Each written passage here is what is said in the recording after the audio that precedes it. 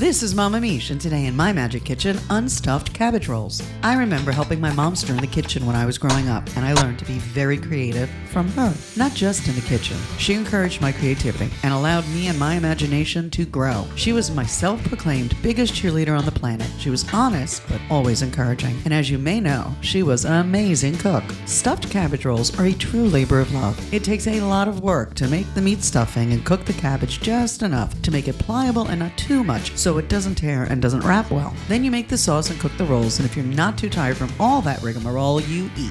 Hours later, I'm gonna be that bitch that says for this particular meal, it ain't worth it. In comes the creative shortcut. Unstuffed cabbage rolls take less than an hour to prep and cook, and honestly have a better meat to cabbage ratio. This happens to be a low-carb meal that is quick and easy. Most importantly, it's delicious. Of course we use the twice stolen spice. You should too.